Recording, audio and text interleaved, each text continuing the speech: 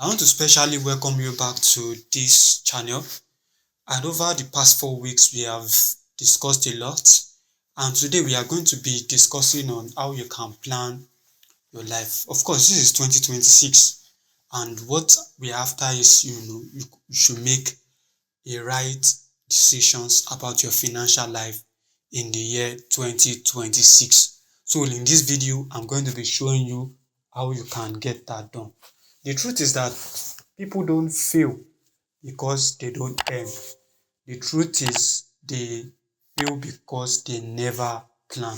Let's talk about how to plan your financial life in the Nigerian way.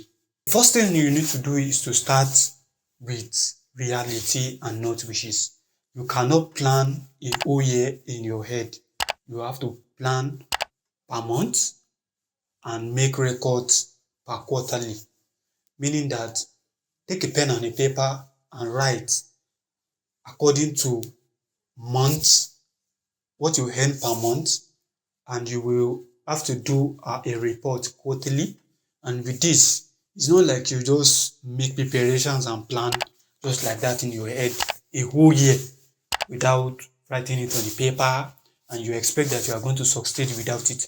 So here is very paramount. We stick to reality and not fantasy.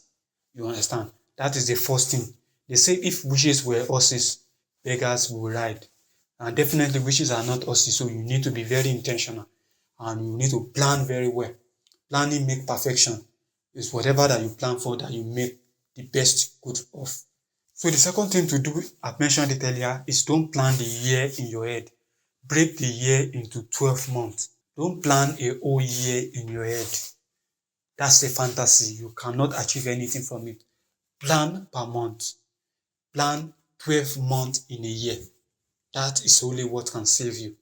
Have a plan for your expected income, what is going out, what you are going to save, what you are going to use to develop yourself, and make sure that you put it down and write it down on paper. With this, you keep a track of whatever that is going in, whatever that is coming out. It's basically, we call it bookkeeping. You have to be keeping these records in order for you to be making use of it. We are all human beings and we are highly distracted. So what you just want to do is to keep your distraction very minimal. The third thing to do is to apply the 70, 20, and 10 rules. This rule is not a permanent rule, but I discovered that this rule better works for us that we are in Nigeria. You use 70% to plan your life.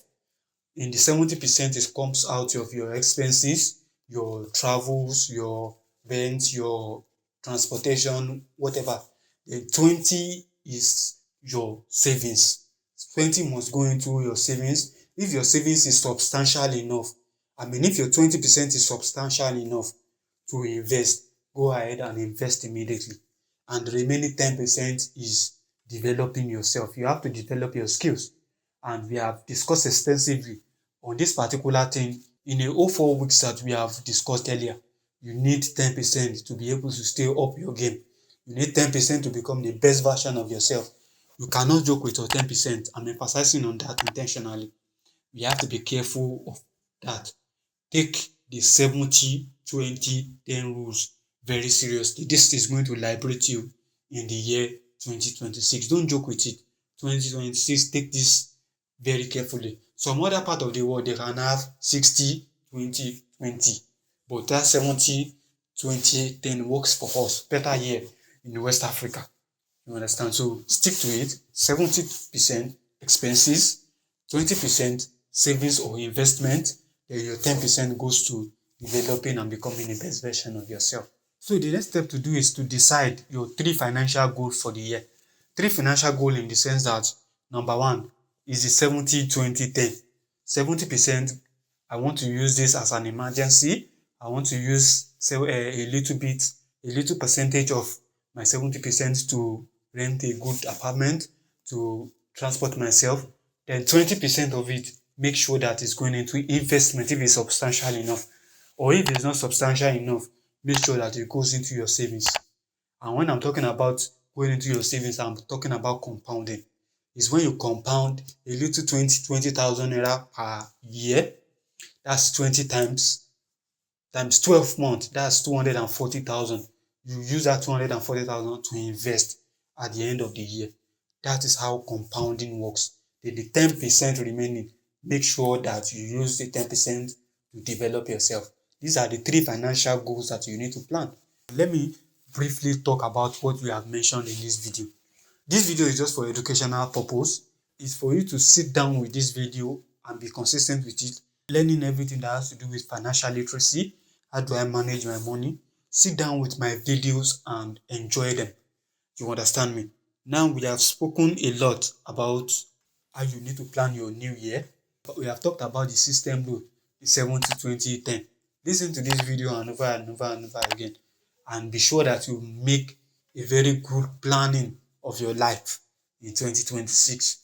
I'm not here to make fantasy or to make my video fly. No, the essence of me doing this and I'm consistent with this is to make sure that I give you the required information for you to fly high in life.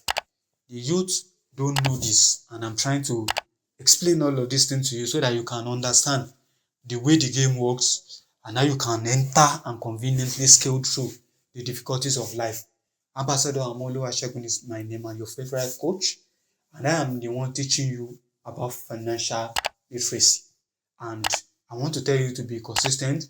Plan with me. This video drops every Saturday. I want you to click the subscribe button and turn on the notification icon so that when I release new videos, you can be able to get them. Thank you very much for this. I'm going to see you in my next video where we'll be diving into investment. What do I invest my money into? And you are not going to make a financial mistake in this coming new year. Thank you very much, and I'll see you next week.